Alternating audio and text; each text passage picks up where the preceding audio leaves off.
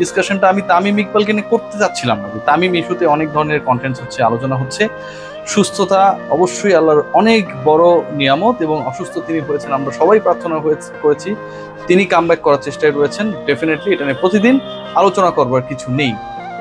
এবং গতকাল আমি আসলে এই সংক্রান্ত কোনো ধরনের আলোচনা, ডিসকাশন, ভিডিও, কন্টেন্ট কোনোটাই করিনি। তামিম ইস্যুতে এমন একটা সিচুয়েশন যাচ্ছে যে আমি তার সাথে দেখা করার জন্য তার হসপিটালে পর্যন্ত যাইনি। অনেক ঘনিষ্ঠজন আমি যখন হসপিটালে বাইরে অবস্থান করেছি আমাকে বলেছে ভেতরে গিয়ে দেখা করে আসো, করিনি, দরকার নেই। খোঁজ খবর নিচ্ছি, ভালো আছে, that's all. Tamim Iqbal comeback করুক সুস্থভাবে আমাদের মধ্যে। কিন্তু এখন আসলে নিজেকে ধরে রাখতে পারলাম না। এই কন্টেন্টটা বা এই আলোচনাটা আমার কাছে মনে হয় যে আমি অনেক ছোট মানুষ, আমার জ্ঞানের পরিধি অনেক কম, কিন্তু করাটা খুব উচিত। ধরুন তামিম ইকবালের যে ম্যাসিভ কার্ডিয়াক অ্যারেস্ট হয়েছে সেটা না হয়ে যদি তামিম ইকবাল অন্য কোনো অসুখে আক্রান্ত হতেই পারে। আমরা অনেক সময় ব্লাড লেনদেন করি, অনেক সময় হিউজ সিরিঞ্জের মাধ্যমে হচ্ছে কি বলবো পুশ করা হয়। তারপরে হচ্ছে অনেক ক্ষেত্রে দুর্ঘটনার কারণেও কারো কারো ক্ষেত্রে আপনার রক্ত সঞ্চালনের সমস্যা তৈরি হয় এবং এগুলোর কারণে এইডসও হয় মানুষের। এখন তামিম ইকবাল বা জাতীয় দলের কোনো একজন ক্রিকেটার অথবা সাধারণ কোনো একজন মানুষ যদি ধরলাম এইডসে আক্রান্ত হয়েছে, এভার কেয়ার হসপিটালের মতো রিনাউন্ড একটা প্রতিষ্ঠানের ডক্টররা বা কোনো একজন পার্টিকুলার ডক্টর তিনি কি পাবলিকলি সেটাকে প্রকাশ করতে পারেন? তামিম ইকবালের ম্যাসিভ কার্ডিয়াক অ্যারেস্ট না হয়ে যদি ব্লাড ক্যান্সার হইতো, যে ব্যাপারটা আমরা কেউ জানতাম না, আমরা হয়তো আশা করতাম তামিম ইকবাল কিছু একটা হয়েছে, সুস্থ হবে, বিদেশে যাবে, তিনি কি প্রকাশ্যে সেটা বলতে পারেন? Tamim Iqbal chain smoker. তামিম ইকবালের সাথে আমার প্রথম দেখা হয়েছে 2009 সালে এবং প্রথম দেখাতেই তার আমি ইন্টারভিউ করেছিলাম, তখন আমি একটা রেডিও চ্যানেলে কাজ করি। 2013 থেকে তামিম ইকবাল এবং আমার সম্পর্ক খুবই ঘনিষ্ঠ। আমার মতো আরো অনেকেই রয়েছেন আমার সহকর্মীরা, তামিমের সাথে খুব ভালো সম্পর্ক, আমরা সবই জানি। তামিম ইকবাল এখন যেহেতু পাবলিকলি এসেছে ব্যাপারটা যে সিগারেট খান, চেইন স্মোকার, কেউ ফান করে বলছেন তাইজুল ইসলাম নাকি তাকে সিগারেট সরবরাহ করেন। আমাদের মহান ডাক্তার সাহেব যে তথ্যটা দিলেন, এটার ফলে ন্যাশনাল টিমের অন্য ক্রিকেটাররাও যে সামাজিকভাবে বুলিং এর শিকার হচ্ছে, এটার দায় কি আপনি নেবেন? তামিম ইকবাল যে সিগারেট খান, এটা মিডিয়ায় এত নিউজ হয়, এত ভিউজ হয়, এত ধরনের রিলস তৈরি করা হয়, কখনো তামিম ইকবালের পুরো 17 বছরের ক্রিকেট জার্নিতে কখনো কোনো নিউজ হয়েছে তামিম ইকবাল কখনো প্রকাশ্যে কারোর সামনে একটা সিগারেট খেয়েছে? তামিম ইকবালের ফ্যানরা পর্যন্ত কি জানে?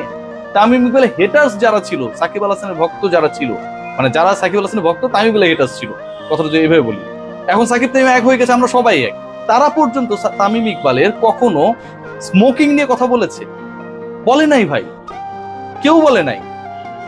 তামিম ইকবালের ক্যারিয়ার যখন তামিম শেষ করেছেন, ঠিক তখন বাংলাদেশের সবচেয়ে উন্নত হসপিটালের ওই পার্টিকুলার ডিপার্টমেন্টের একজন অধ্যাপক তিনি এটা পাবলিক করে দিলেন তামিম ইকবাল চেইন স্মোকার, এবং তাকে আমরা না করছি সিগারেটের পরিবর্তে ভেপ খাওয়া যায় কিনা বা নেওয়া যায় কিনা সে ব্যাপারেও ডিসকাশন হয়েছে। তামিম ইকবাল আবদার করেছে, সেই আবদার আমরা রাখি নাই, এবং তামিম ইকবালকে সুস্থ জীবনে ফিরতে হলে স্মোকিংটা বাদ দিতে হবে, খুব জরুরি ছিল।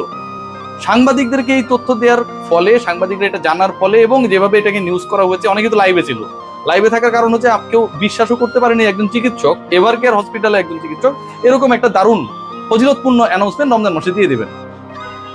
এখন কি এটা জানার কারণে তামিম ইকবাল স্মোকিং ছেড়ে দেবেন, নাকি তামিম ইকবাল অতীতে স্মোকিং করে তার যে ইন্টারনাল ড্যামেজ করেছেন সেটা সেরে যাবে? কোনোটাই হবে না। একজন আইকনকে কিভাবে আমরা ইন্ট্রোডিউস করালাম একবার ভেবে দেখুন। যেই ডক্টর তার ট্রিটমেন্টের সাথে জড়িত, তামিম ইকবাল মোবাইল টেপাটেপি করেন, এই খবরটা আমার কাছে রয়েছে, সুস্থ হচ্ছেন, খুব স্বাভাবিক। আমরা আমাদের এই মুহূর্তের যে বাস্তবতা, সেই বাস্তবতায় ইন্টারনেট থেকে নিজেকে দূরে রাখতে পারবো না। নিউজটা নিশ্চয়ই তামিম ইকবাল অলরেডি দেখেছেন, অবশ্যই দেখেছেন, দেখার কথা।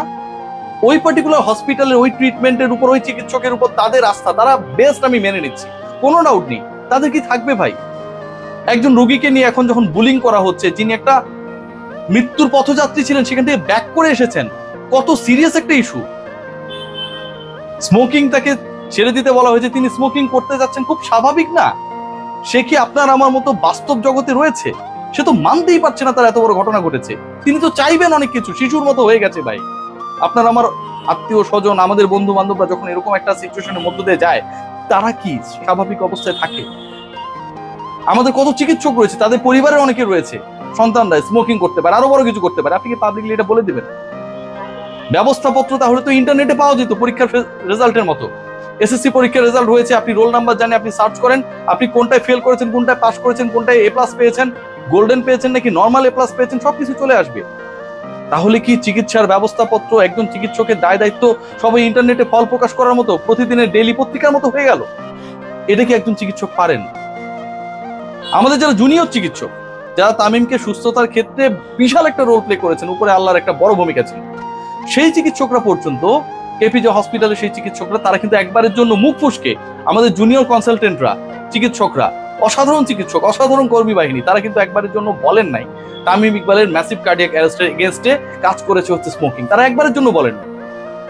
সিনিয়ররা কেপিজি হসপিটাল থেকে যখন আমরা ঢাকায় এলাম, ঢাকায় আসার পর যখন বেস্ট হসপিটালে ট্রিটমেন্ট শুরু হলো, আরো বেস্ট ডক্টরদের আন্ডারে যখন ট্রিটমেন্ট শুরু হলো, তারা এসে পাবলিকলি অ্যানাউন্স করে দিলেন তামিম ইকবালের স্মোকিং করাটা ভাই নাগরিক পার্টির কোন নেতার 165টা গাড়ি নিয়ে শোডাউন করা না, যে আপনি চাইলে বলে দিতে পারেন, আপনি চাইলে নিউজ করতে পারেন, আপনি চাইলে মিমস বানাতে পারেন।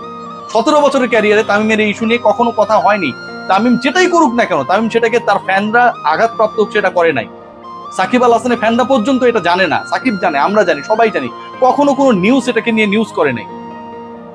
কথা হয় না যে বাংলাদেশে কেন কেন যারা একটু সম্ভ্রান্ত, যাদের সেই অ্যাবিলিটি রয়েছে, তারা বিদেশে গিয়ে ট্রিটমেন্টটা নিতে চান?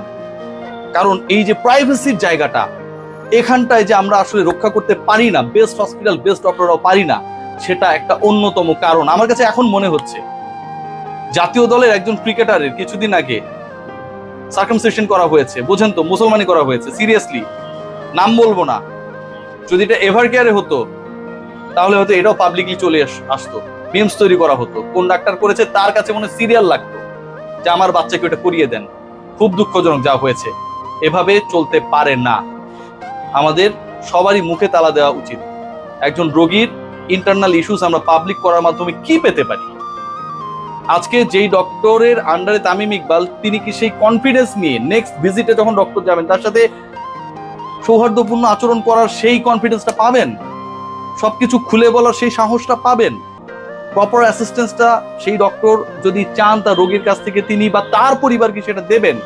দেওয়ার অবস্থায় কি সেটা আমরা রেখেছি? আমি অনেক ছোট মানুষ, আবারও বলছি, আমি অনেক প্রশ্ন করে ফেলেছি। হয়তো এই প্রশ্নগুলো অনেকে চিকিৎসার আঙ্গিকে, চিকিৎসকের আঙ্গিকে হয়তো বলবেন যে তুই বেটা কে এইসব বোঝা, তুই মেডিকেলে কি বোঝোস, বলবে আমাকে, আই অ্যাকসেপ্ট। বাট তামিমের জায়গায় আমি আপনি একবার নিজেরা চিন্তা করে দেখি। আমরা একটা জটিল অবস্থার মধ্যে রয়েছি। আপনার আমার ইন্টারনাল সমস্যা পাবলিকলি বলে ফেলা হচ্ছে, লাইভ হচ্ছে নিউজে, এবং সেটা নিয়ে মিমস তৈরি করা হচ্ছে। Just think about Taijul Islams contribution. ছেলেটা ঠিকভাবে গোসল করার টাইম পায় না, জানেন, দরজার পাশে বসে থাকে। আজকে তাকে নিয়ে মিমস হয় যে তিনি সিগারেট সাপ্লাই করার জন্য তামিমের হসপিটালে সবসময় ওয়েট করেন। আমরা এই সিচুয়েশনটা তৈরি করেছি। Hats off to those doctors যারা আসলে এই প্রাইভেসি গুলো রক্ষা করতে পারে না। আর কি বলবো।